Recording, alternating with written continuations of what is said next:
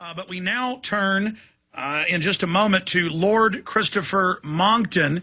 And while he's speaking, we're going to show you some video without the audio of the disruptors. Now, the difference is with the Tea Parties and We Are Change, they go to Al Gore events, buy a book, go up and say, sir, what about ClimateGate? What about you lying about carbon dioxide rising and then temperatures rising when it's actually opposite?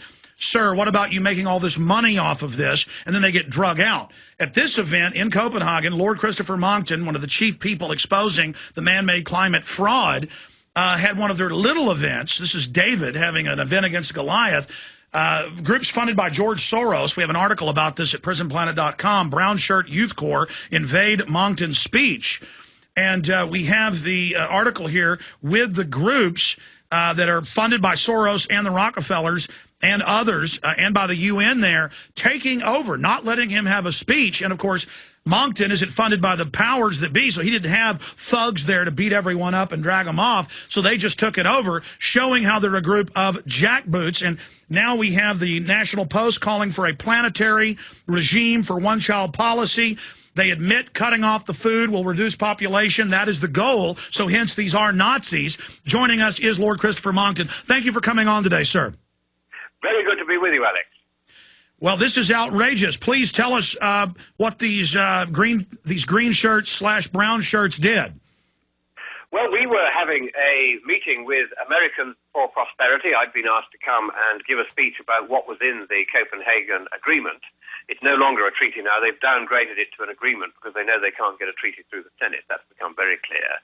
So the whole thing is being driven by your Constitution, which still has enough force in it to stop them getting away with everything thereafter. But anyway, I was briefing them on how this was going to be pushed through by Obama. He was going to sign it in Copenhagen.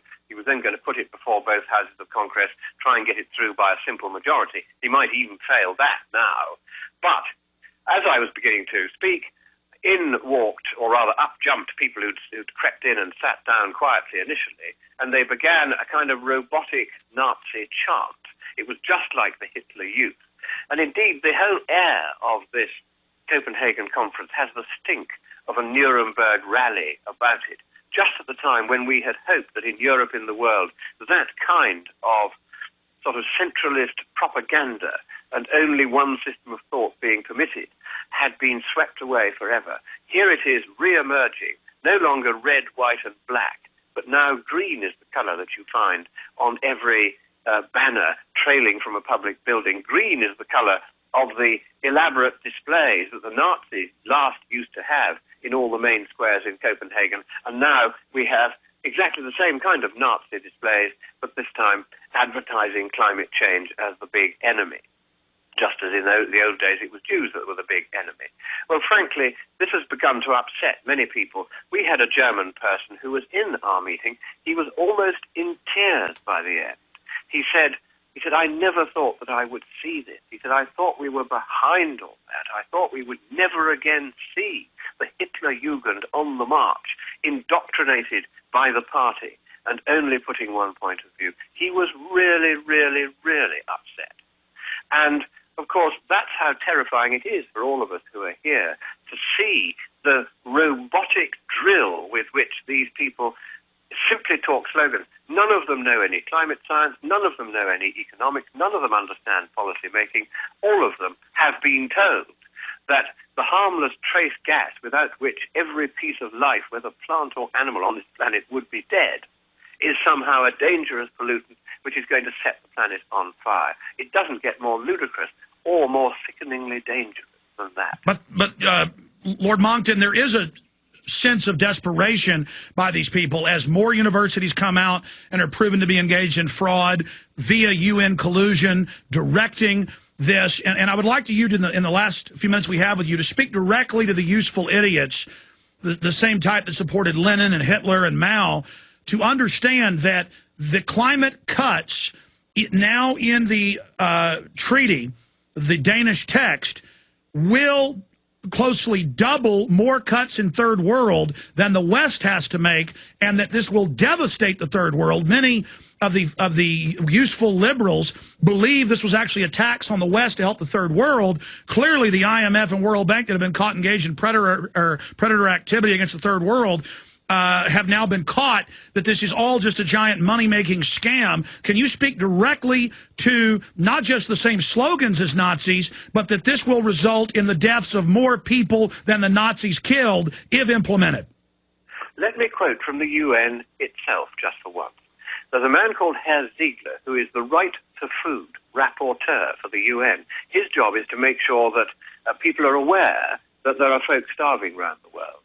And he said 2 years ago that the biofuel scam was an outrage. He said that to grow biofuels, instead of growing food on agricultural land for people who need it, you grow biofuels instead for clunkers that don't, in the name of saving the planet.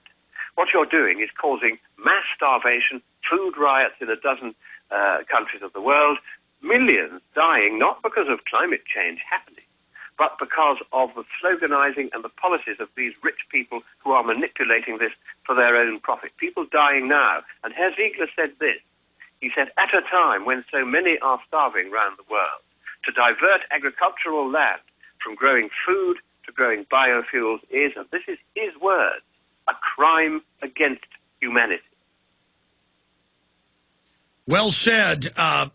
I'm going to skip this break. We've only got a few minutes left with Lord Christopher Monckton. I mean, how did this end with them taking over your event, vitriolically waving American flags, when this treaty will destroy U.S. sovereignty? Even mainstream news is saying the EPA coup of telling Congress, if you don't ratify this, we will, quote, and this is ABC News and Reuters, we will, quote, have a command and control system over you. How dare them flap American flags? That is an outrage, I agree. What happened was I simply went to the microphones, which were directional, so that I could still be heard in Pennsylvania and the other parts of the United States, all over the states, thousands of people linked in. And the chanters could only be heard very distantly by them in the background. And eventually the chanters realized we were just carrying on with the meeting anyway, and they weren't getting anywhere. So in dribs and drabs, they filed out and rapidly disappeared, no doubt to report on what they thought was their triumph. But I saw them again this morning at their stand inside the conference center in the area where people could set up stands to say whatever they want to say.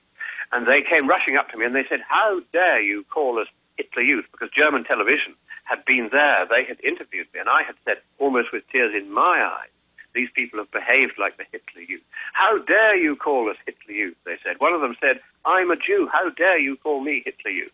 I said, if you ever again come in chanting moronic, robotic slogans and interrupt the right of free speech of others who happen to differ with you on a matter of public policy, then I will once again call you Hitler Youth, for that is what you are. Never has such behavior been seen in Copenhagen since Hitler was in control of it. And if you behave in that way, I will call it like I see it. But aren't they Hitler Youth, sir, because these policies will result in mass starvation and death, and that and have already resulted in that?